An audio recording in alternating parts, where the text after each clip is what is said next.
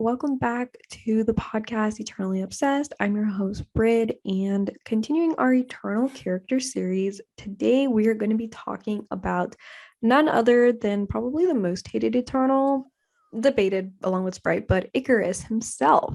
So, joining me to talk about Ikaris, I have with me Kels. Kels, thank you so much for taking out your time to talk about Ikaris with me. I know you have some very interesting things to say about him, very unique, and I cannot wait to hear your thoughts about Ikaris and just his character on all aspects because he's definitely a very complex character. So you can introduce yourself, plug what you want to plug. But yeah, the floor is yours to take. So let's get on with it.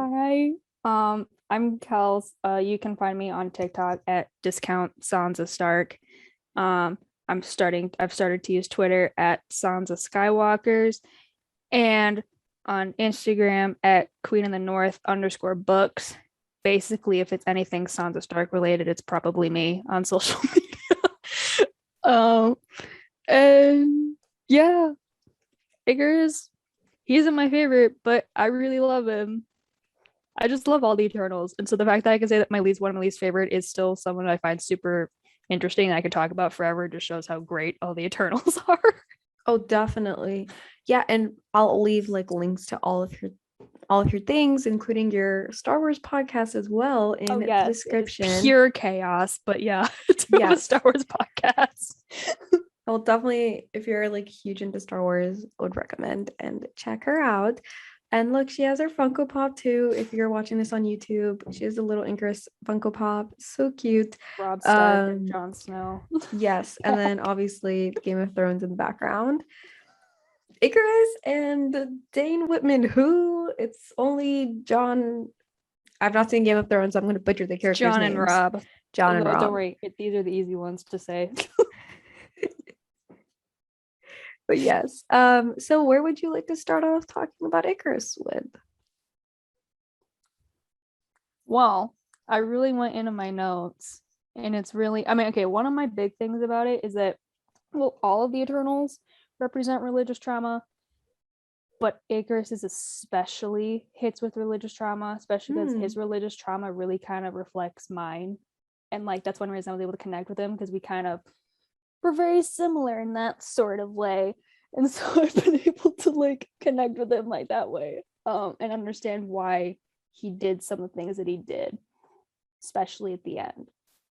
Interesting. So, yeah, I personally like can't speak on that experience. But I kind of, if you are comfortable like discussing, like you said you understood why he made some of the decisions he did towards the end. So if you're comfortable elaborating, I would be really interested to hear your thoughts on that. Yeah, okay. So for context, I was raised very conservative evangelical Christian. So I was brought up into that and was heavily involved in that until I was about 21, and I'm 23 now.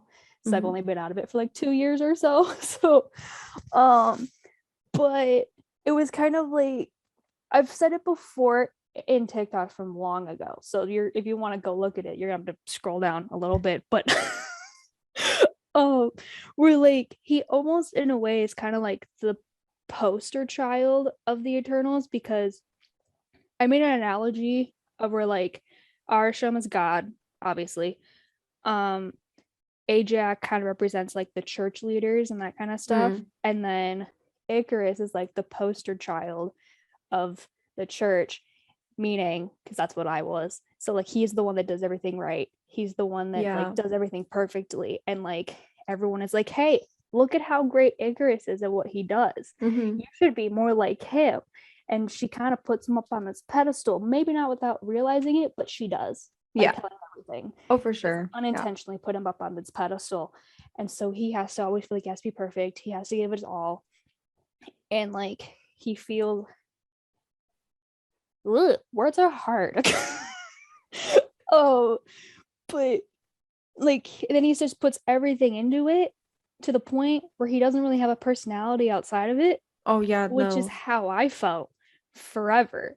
Because like you put everything into your beliefs in the church and everything, and you like live at church. Like I lived there most of the time. I was there all day Sunday, all day Wednesday.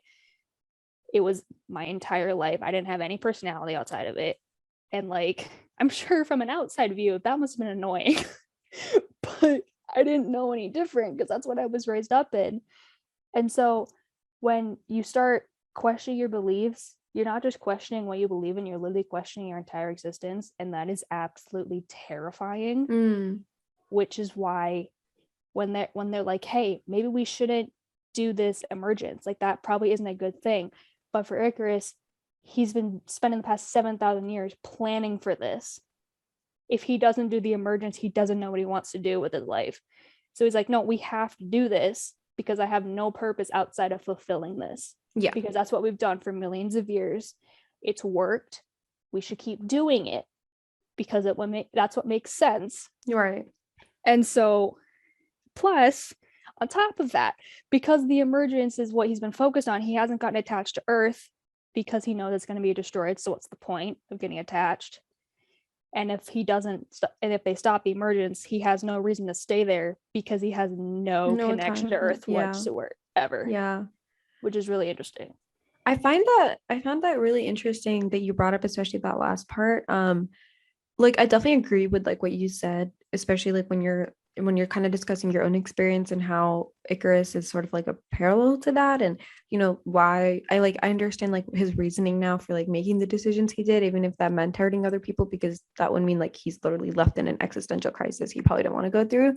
But I kind of wanted to go off that very last point you made about how he has no attachment to Earth, yet he falls in love with Sersi, someone who is probably the most attached to Earth. So I wonder, in your eyes, like, why do you think Ikaris would choose, like, out of all the Eternals, why would he gravitate towards Sersi in that way, knowing that, you know, she's the most attached to Earth, but he does not share that similarity with her at all? Yeah, that's been like really interesting. Because, like, I don't know. Because I'm also because like she's really nurturing. It's almost like he's really drawn into her nurturing state, and like that's like enduring to him, and he wants to like be loved and nurtured, and that's why he's drawn to her. And he sees her as like that nurturing person and doesn't really see her power though, because he underestimates her.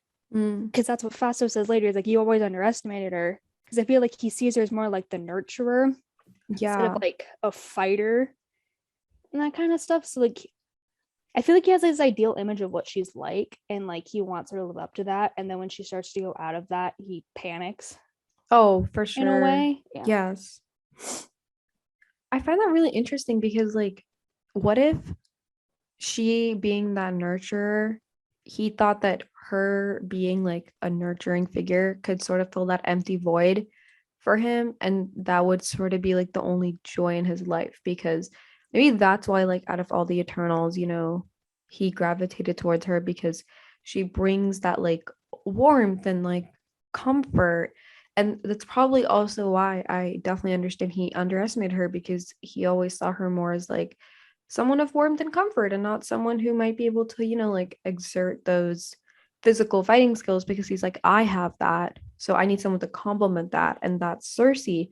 So that would make a lot of sense as to, you know, like why Fastos also said that he underestimated Sersi for sure. And also as to why he gravitated towards Sersi. So yeah, that's a really he's constantly interesting. being like, I have to protect you. Like I won't be able to protect you if we piss off Arishem. Like I need to be able to protect you and that kind of stuff.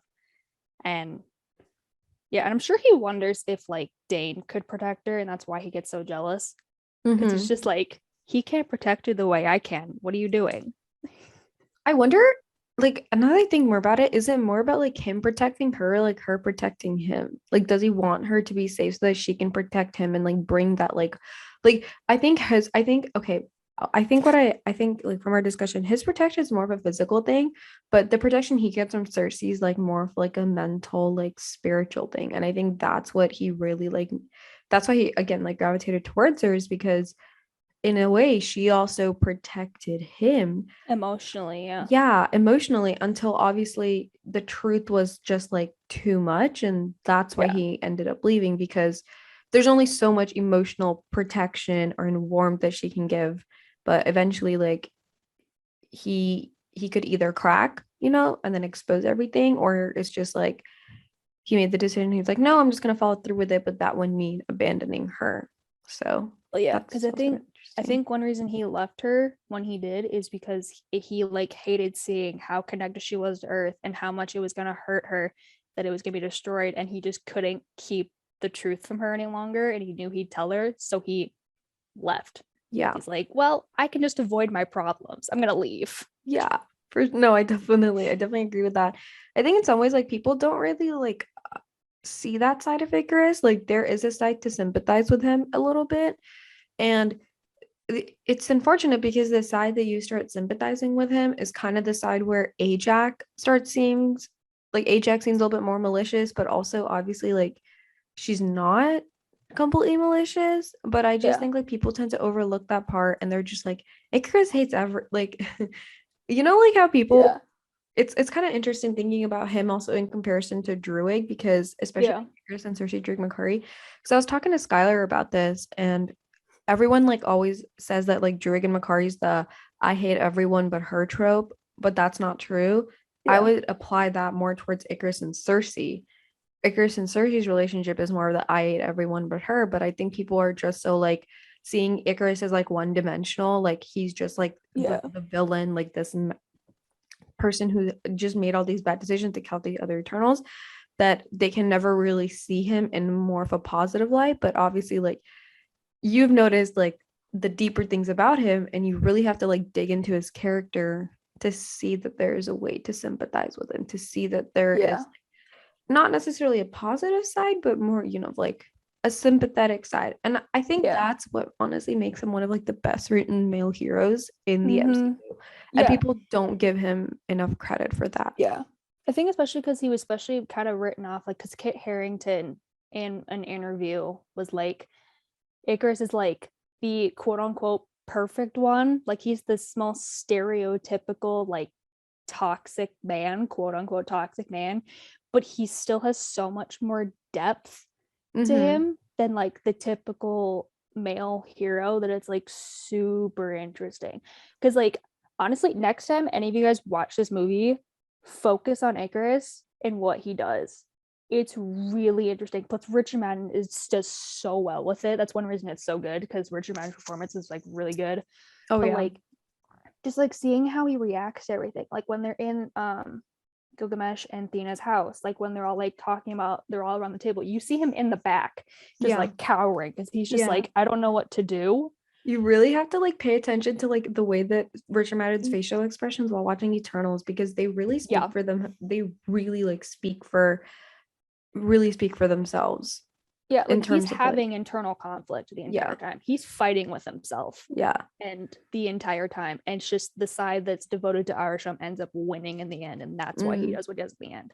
yeah, yeah. No, for sure. Like he's definitely had that internal conflict, and I think it's like going back to what you said. Like it's kind of too late for him to like question everything, and he doesn't want to put himself into that spiral. So he just ends up choosing what's technically like the worst side. And I think people just see him like make that decision and they're like, oh, he's like the villain, he's the bad guy. But even in truth, I kind of hated when like people call Icarus the villain because I'm like, is I he see him as more of really? an antagonist in the ways he was the opposite side of the protagonist, which was Sersi. But yeah, I wouldn't call him a villain though. No, he's definitely not a villain. Like, definitely not an anti-hero either. It's just that No. he's morally gray for sure. Yeah, a Like, morally gray, tragic hero, if anything. yeah, he's a tragic hero. That's what I would definitely like classify him as. Like, he's definitely a tragic hero because he like he I would say yeah. And yes, I was upset at him for like killing Ajak. Oh yeah, And like definitely, like yeah, he should not have done that. That was a terrible move. I'm like, dude, why? And then like, well, he didn't kill Gilgamesh, but like indirectly, still yeah. Yeah. indirectly he killed Gilgamesh, and then So obviously tried to kill Druig. I'm like, all right, let's use our thinking brain here, dude. This is not a good idea. I definitely was like more upset about like Gilgamesh's death because that was like something that could have been avoided versus Yeah. Ajak. I I just like I like put myself in Icarus's shoes and I'm like Ajak was, which I think it's really interesting to also talk about like Ajak's perspective, but she like gave him the secret, but she only told him and like expected him. I think the issue is it's not that like she shared the secret with him because obviously he's always been dedicated to Arisham's cause. So, like she probably felt the most comfortable. It's the fact that she told him and then he is harboring this and then she changes her mind. So I Yeah. can very much see why he got upset about that. And he's like, I'm just gonna follow through with it. I don't care what happens. Like anyone who's in my way. Like it was very irrational thing he did, but also at the same time, like Ajak definitely did a number on him when you like tell him a huge Literally. secret and then you go back on your words because she's able to do that because she's the leader. After 5,000 years of going back, she's like, oh, yeah, we're doing this in 7 days. Psych. He's like, wait, what? Hold Yeah. on. Back Like up. How did we get here? exactly. Like it definitely does a number on you. And I think again, it just like people don't go into the details of thinking through that and then just like paint him out to be this villain, which yeah, I'm just like I can never really see him as like someone super evil, like Yeah. if anything, it's Erisham is the villain of Oh, yeah. I've always said that Arisham's the true villain of Eternals. the villain. But also I'm just like, can I call this celestial villains? Because technically, like the other thing the MCU did or Eternals did was literally establish saying that all life exists because of the celestials. Everything else, like, so I'm just I don't Yeah. know. Like Erisham is the villain, but also he is the reason we have what we have in the MCU. Like Yeah. that's where creation comes from. So I'm just like I think that's like what also strengthened Eternals is that it really like it's you can't just like it's very hard to pick and choose and like classify things because there's so much variety. Yeah. Also, like, it's really interesting how, like, when he went back to, like, he hates everyone but her thing. But, like, when it came to, like, in his own way, I feel like he loves the Eternals still and he wants to connect with them. It's just hard because they're Oh yeah. connecting with Earth in ways that he can't because he's like, Oh well, I yeah. can't connect because, like, it's too hard. And, like, so when they're all splitting up, everyone's kind of ready to go off on their own. They're like, yeah, I could use a break. Meanwhile, he's just like, no, no, no, no, no. We have to stay together. Like we can't split up. Like it's like he like had this almost little panic because he's like, without you guys, I literally have nothing going on for me. Mm-hmm. Like I need you around me at all times. Which I think is a really interesting point because the person I was like also doing a podcast episode before we were talking about Fastos and Ikaris are probably the two characters we had the least amount of information on what they did after splitting up. Like Yeah, Fastos, obviously we knew who had his family, but like that wasn't for until the amount of time they've been recent. split up, it's his family's probably there for like what, 10 years, Yeah, that maybe was 20. recent. Yeah. Like that's it. They were split up for way longer. With Ikaris, we have no idea what he was doing. He Like we just know that came out of nowhere. we know that he broke up with Sersi probably in the early 1900s. But besides that, we We're don't know like what he was doing. Like, what we was he like where doing? like genuinely like we don't know where he was. We don't know like what he was doing. Like, like with Bastos, we still saw that he was probably close with Ajak and they might have been together. And then obviously all the other Eternals were kind of a little bit more obvious. So, Yeah. but it's like with Ikaris, we have no idea. And so I have like these stupid headcanons that he has actually just been there watching the Avengers the whole time, just from a distance. Honestly, he would. He would literally watch them. Just be like, all right, what are you guys gonna do? Oh, there's aliens coming down? Okay, how are you gonna react to this? Like Oh, that was interesting. I know I have like this stupid thing where I think like him and Spray both went to the friggin' like Civil War airport battle, which probably never happened, but like they were both like Sprite like hiding herself for their illusions, and then Icarus was like somewhere at the top, and he was like, "What the fuck are you guys doing? Like you look stupid. Like what is this? This is not a team. This is What are you not it." doing? Please stop. Yeah, like if you want to split up, split up. Like been there, done that, but no fighting. I know. It's like, hey, we've known each other for 7,000 years. We split up fine. You guys know Yeah. each other for like 5 years. What's going on? No, I can see him like definitely doing that because the Avengers are what the Eternals could have been, except they can't because they have to like hide themselves in secret. So I feel like again, like we don't know, but I feel like Ikaris might actually have like somewhat of an attachment to the Avengers. I Which don't is why know. he's like, I could lead them.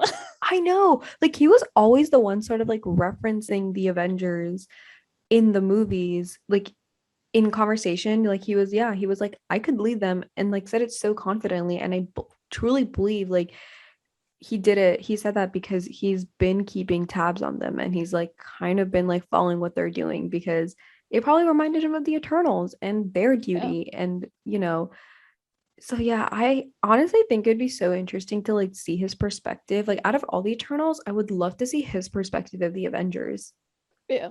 because I think it'd be such a interesting one. Yeah. Yeah.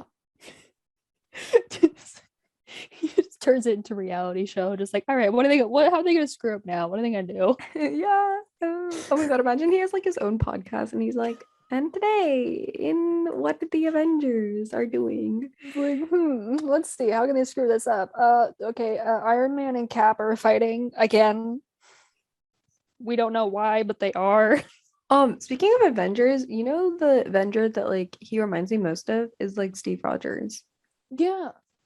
They're kind of very similar in like the loyal soldier type of way. Yeah. But also Steve is able Loyal to to stand up for like, himself and like do what's yeah, right. like Steve is loyal to like, I mean, he's loyal to like his team and to himself and that kind of Mm-hmm. stuff. And like he's willing to break rules to do what he thinks is right, which is Yeah. why it's really funny when everyone says he's the most morally correct. I'm like, man's went against the bill, like the government several times because he knew it was wrong morally.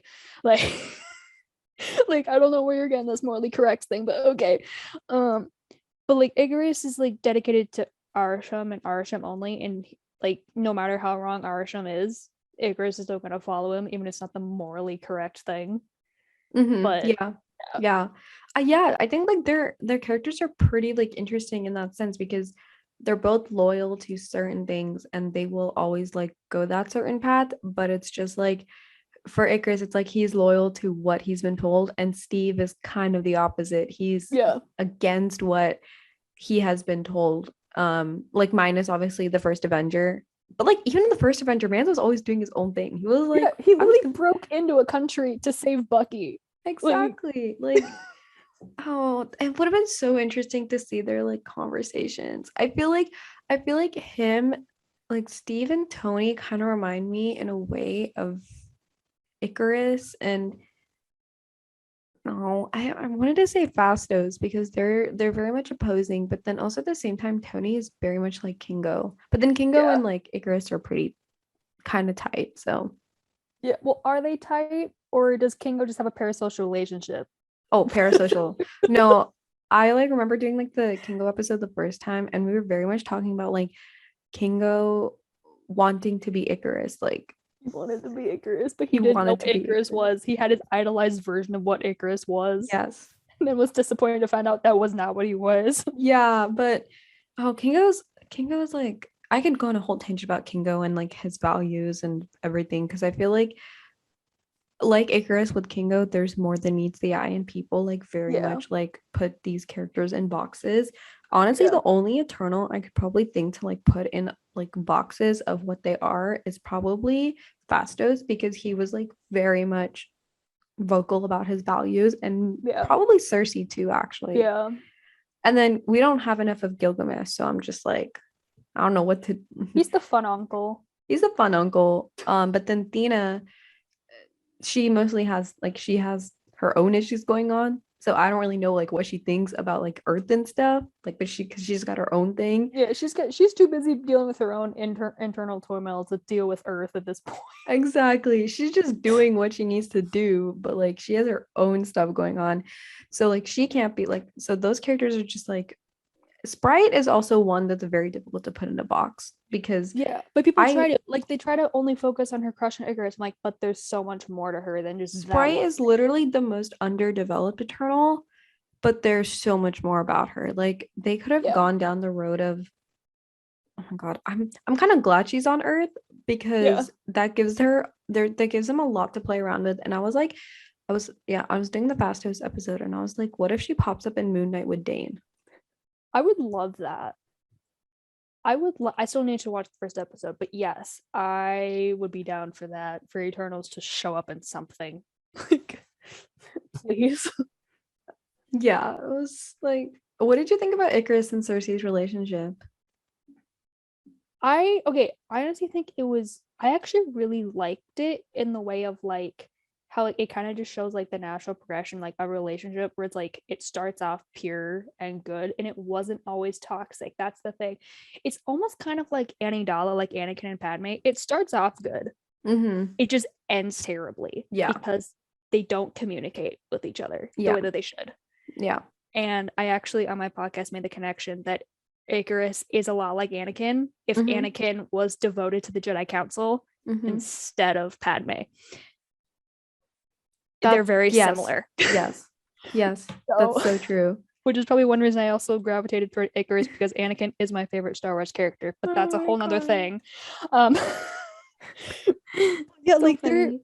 but yeah, obviously like people like will just like I mean, as much as I love Juri and Makari, we all know I love them. It's just everyone obsessed over them so much that they kind of just didn't look at Ikaris and Sersi and give them like the letter that they needed. Oh yeah. Because obviously, like, yes, it ends terribly and we should like focus on that. But like also like it was good. At one point, they genuinely loved each other. They genuinely cared for each other and like they like needed each other. It just they couldn't communicate. They had these inner turmoils and then Ikaris just fled. Yes. And then it went downhill. Yeah. That's like, pretty much it. But like it still was good at points and they had chemistry. I don't know if people are saying that they didn't have chemistry. I think they did. I personally thought the story of Cersei and Ikaris was really well written. Yeah. Like the whole he like at the end of the day, like yes, he was loyal to Arishem, but he was way more loyal to Cersei. Like that's why, which we'll get to his ending a little bit later. But I love their story. I'm like, I think it's just like because Drake and Makari have such good chemistry. Like people look at Ikaris and Cersei and are like, they don't have good chemistry. But I'm also like, have you seen the other MCU couples? Like, have you seen they Thor still have and more Jane? chemistry than most of the other couples. They have way more chemistry and their story's way better and like less toxic than the other MCU couples. Like, I know people love Pepper and Tony, but I'm like, it's kind of a toxic relationship. Yeah, it is. Like from the start, just because of the way that Tony kind of treated Pepper. And like it has like this weird power or dominance or whatever, because he has his power over her the entire time because she was originally employed to him.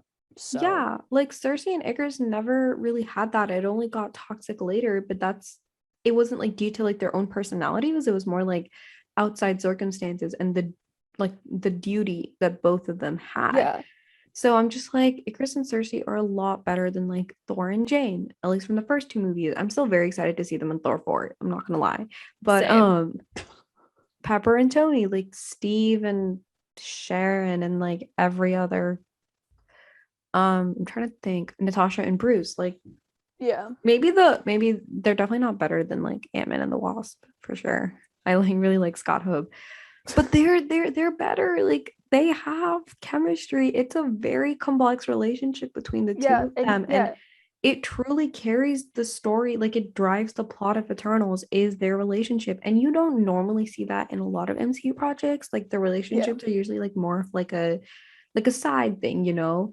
They don't add much, but like their relationship and the way both of them, especially Ikaris, got and acted in that relationship is kind of what drove the plot of Eternals, especially all the way to the even all the way to the friggin' conclusion.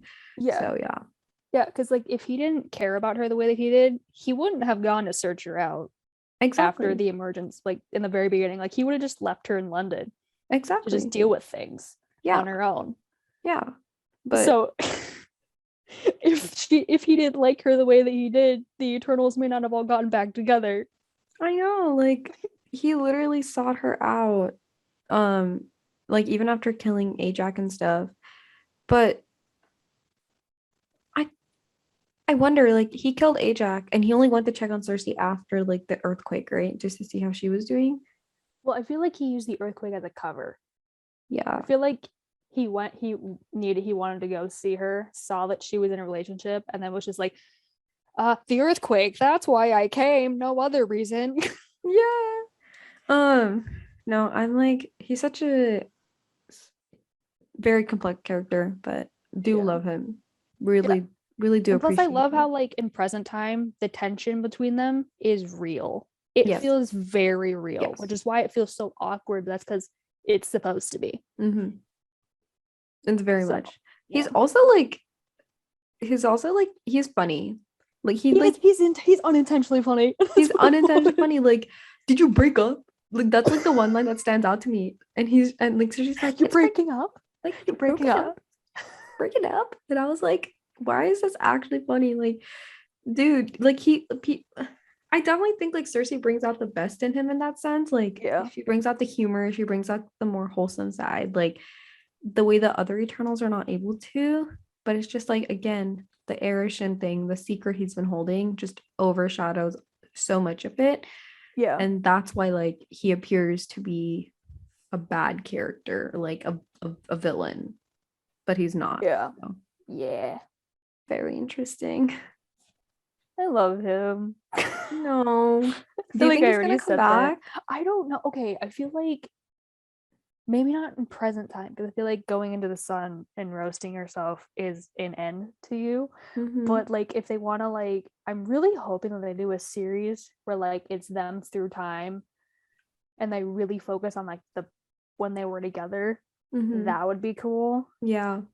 Plus, because I'm also just a history buff, so to see the Eternals in like historical time periods would just be my thing. So, but yeah, I would love to see Richard Madden again as Ikaris because he was so good and he can do so much more and he'd kill it.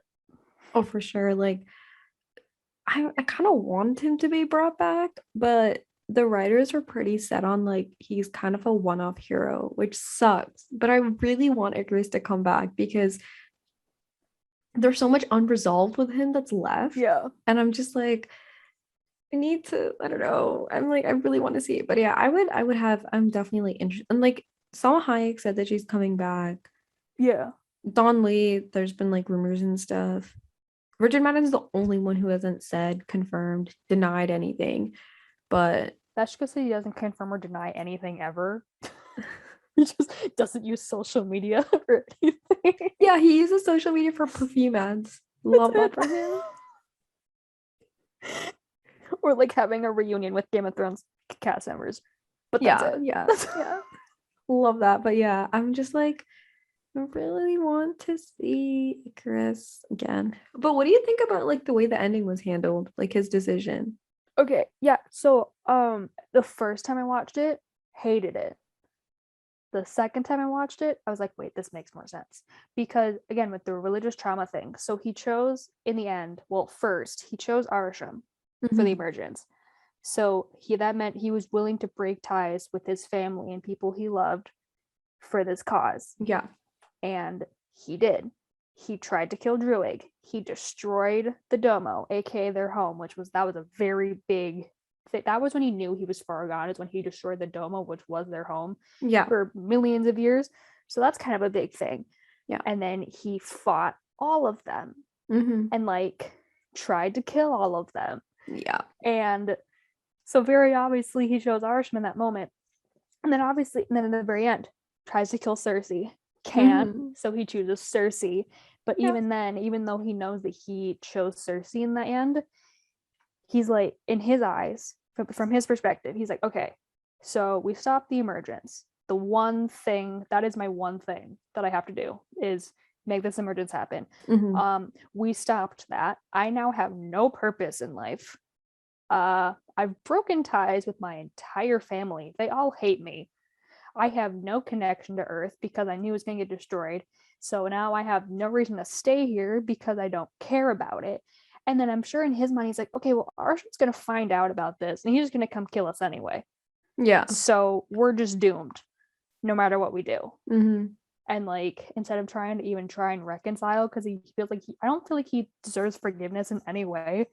He's like, I screwed up. Like, there's no way you can forgive me for this. So I just have to leave. And then he just went and did what he did best and ran and avoided his problems and went into the sun. Yeah. Oh my But I'm God. like, Yeah, I know. I definitely agree. Like, I think his logic would probably, like what you said and all the reasons you mentioned, is why he decided to sacrifice himself. I kind of agree. Like the first time I watched it, I was like, this is a little too dramatic. Like Yeah. this is just no, like I was like, it wasn't the worst, but I was like, definitely, I was like, this is just a little too dramatic. Like he literally just flew into the sun. Okay. Just Like I just understand the Icarus flew to the sun, but like we took that a little too literally, Chloe. What are we doing? I know, like I was like, okay. Also, well, I'll mention this, but I was like, yeah, like he just went to the sun. That's a little dramatic, but okay. And then yeah, when you like rewatch it, you understand like why he made that decision and like why it makes so much more sense for actually him to go in that direction rather than staying with the Eternals or like being alive because like they all hate him. They're not Yeah, going to forgive him. So they don't really care. But it was just really interesting because like Sersi was literally still crying for him even when he left. because she would have forgiven him. But I feel Yes. like at that point he Yeah. didn't feel like he was worthy of her forgiveness or her Mm. sympathy. So that's why he left. Because he's like, I can't. Like I hurt you Yeah. in every way possible. There's no way you can forgive me, and I don't want you to. So I'm Yeah. leaving. Yes, for sure. But I don't know if you noticed this, but like when you rewatch Eternals, the sun is always behind Ikaris in so many shots. Like Yep. it's almost I don't know like Chloe, you're a genius. Like she's literally foreshadowing it. I think there's like this one particular shot of I'm trying to remember. They're in Babylon. They were fighting a monster in Babylon. And Ikaris is there's like this girl who was on the ground and like Ikaris was like trying to help her up and the way it was shot it was like Ikaris and then the sun was literally directly like shining behind him. I Yeah. was like, "Oh my God." And the sun is just following him Lucky. around. But it was genius filmmaking and I was Oh like yeah. and yeah, and it's just like Icarus, the way that he's used in like the background, the way the objects are used with him in the background, like you could tell from the start, like this, there's something deeper brewing within him. Yeah. The first time I watched it, I didn't expect him to full out like blackmail everyone and basically just Yeah, like turn on them. yeah. But obviously seeing it a second time, like, oh no, this actually makes sense. Hmm. Okay. But yeah, it was sudden the first time you watched. I was like, what is going on? Like, okay, I definitely like heard rumors about him like being like quote unquote the villain or like turning against Eternals. Like a lot of people definitely did have that they definitely had that theory. So like I wasn't as surprised to see it, but also to the extent of which it happened was definitely surprising. I think that's what it was. Like they I took it to managed to like a stay away drastic from level. rumors. The only thing I got spoiled from was Harry Styles, but that's because I knew that he was going to be in it like years ago. So Who what? Harry Styles, that's the only leak I heard. Oh my But God. like I heard about that like years ago, so that Mhm. wasn't even a surprise to me that he was in the movie. But yeah, Okay. I managed to avoid all spoilers, and I was so proud of That's myself. so good. Yeah. I am not gonna lie, like I like remember I read the leaked Reddit plot before watching the movie How accurate was it? to the T. Mm. Everything was accurate. I was See, like, that's yeah. I crazy. also I knew Druig wasn't gonna be the villain. One, because they were hyping it up in promo a little too much. Plus, we all know Marvel likes to do the twist. I'm like, okay, Druig's not it. I don't know who it is, but it's not Druig. It's not Druid, yeah. But no, I also think him and Druid, the way that they're kind of like juxtaposition against each other almost as leaders is also like very interesting because Icarus as a leader, I was talking to Skylar about this when we were doing the Druid episode, but Icarus as a leader is like very strategic, like very like, I like lead with my like what's right. But then Druid's leadership is more based off like emotional, like his like emotional decisions and stuff that he chooses to make. So I thought that was super interesting too. It's like you could definitely tell like Bastos just straight up hated Icarus, but like The whole Druig and time. Icarus just had Yeah, like yeah, a thing throughout the yeah. whole I feel movie. like okay. I don't think the thing is because everyone always said that Druig outright hated Icarus. I don't think he did. He didn't hate him until the very end, when No. Icarus literally tried to kill him. That's when you snap. But yeah, it was Fastos that hated him the whole time, and Yeah. Thena. Like that whole conversation in Babylon, where he's like, "How drink are these?" She's like, "No, No. no, I I don't like want need to." to see, oh my God, speaking of which, I like need to see more of Icarus and Thena because they definitely like was that little sibling thing where it's like, I don't know what's wrong with you, but I don't like the vibe, so I'm just gonna be passive aggressive towards you all the time. Yeah, I don't know. Some people were like, Ikaris and Thena, like, definitely, like, you know, more than siblings just because of the chemistry, but also I don't know if it's because it's like Angelina Jolie. Like, It's the probably just an way, Angelina.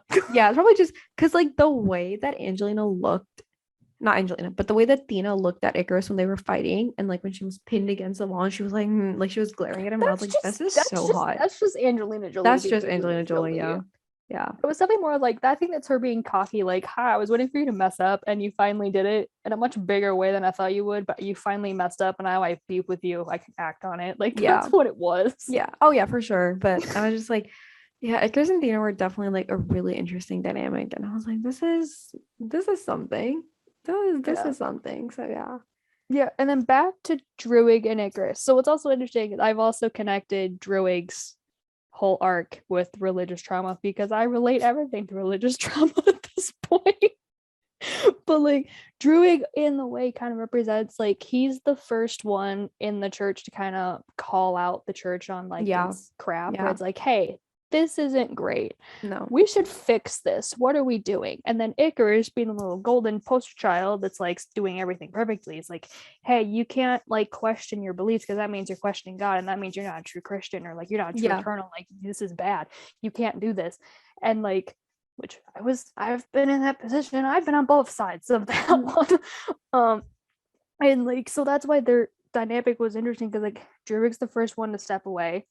Ikaris then has that beef with him because he's like, well, you're questioning everything and that's bad.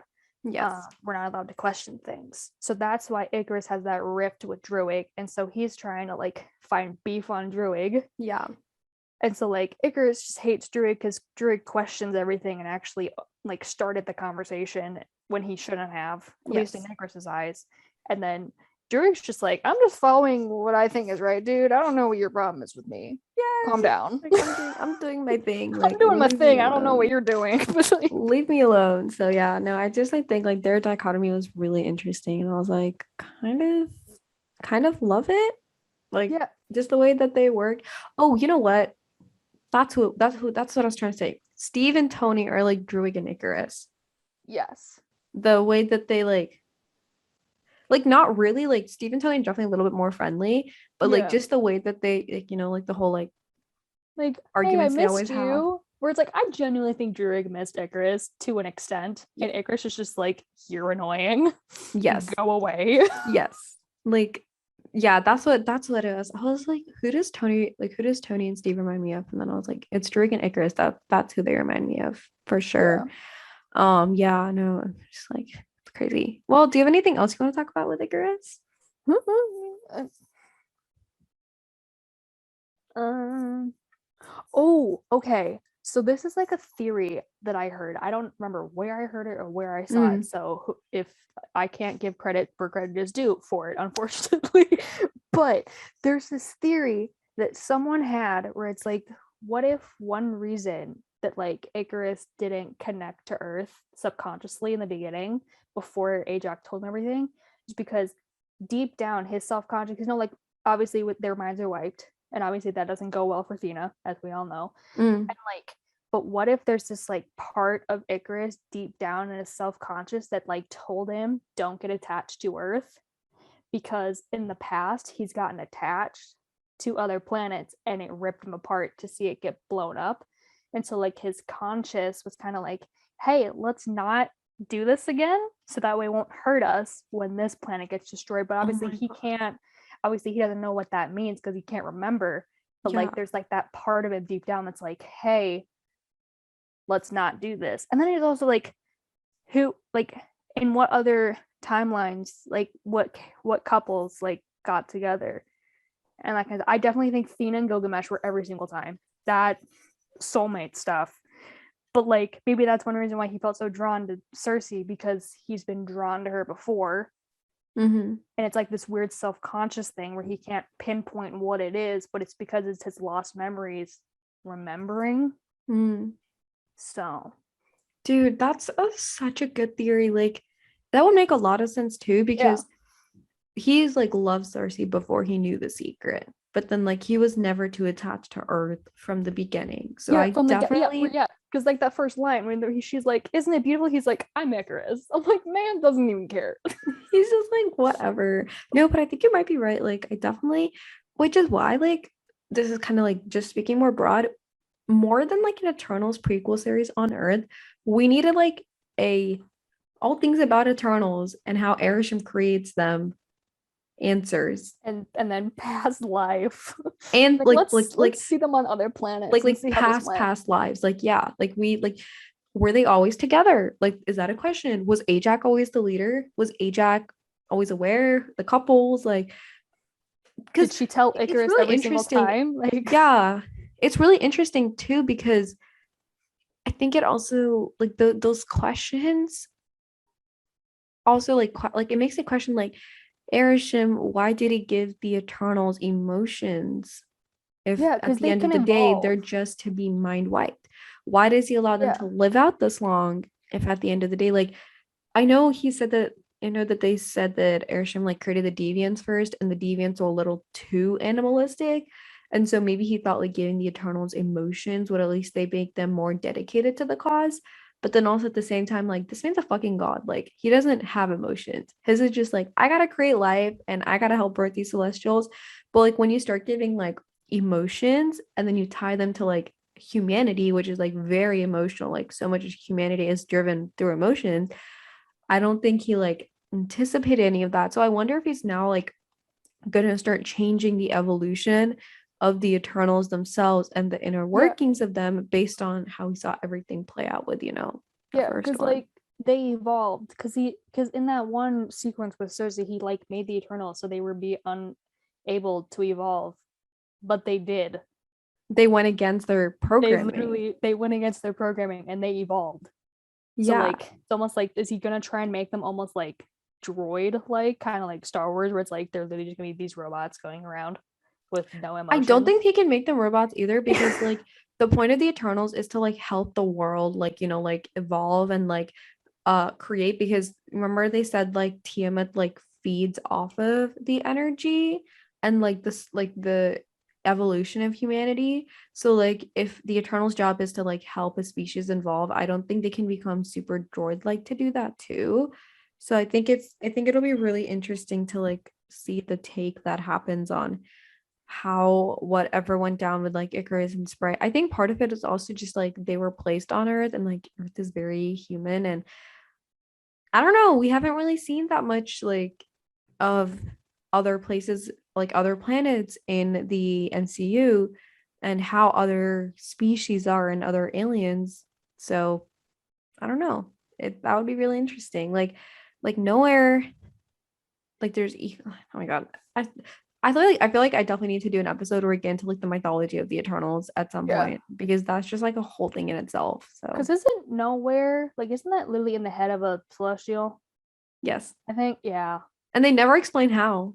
Yeah, there's just I feel like just like a dead celestial that just kind of eroded and eventually just people But inhabited. it's like, how can a celestial die? Because they're like the kind of like the most powerful beings in the universe. There was this celestial war, and then I don't Okay, I know. have a really big theory about that, but I'm not gonna get into it on this podcast. Like on this particular episode. One It's a day. I will tell you after a call, but just not on this episode. But yeah, I don't know. I just like Icarus. There's so much, so many Love questions. him. Yeah. He's so interesting. Do you have anything else? No, I think I got all of it. Yes. Okay. Yeah. Perfect. Well, thank you so much for joining me to talk about Icarus. Yeah, thanks for I having hope me. that you had fun because I had a lot of fun discussing Icarus and like really getting into the depths of his character. Love the Funko Pop. So cute. Make sure to check out Kels on everywhere on social media. I'll have all her links down below, as well as make sure to follow this podcast on all its socials, subscribe to keep up with the latest episodes, and stay tuned for the next Eternal character examining the Eternals character series episodes. And yeah, thank you guys so much for listening. I hope you enjoyed this. Let me know what you think of Icarus and if this made you thought differently of him. And I will see you at the next one. Bye. Bye.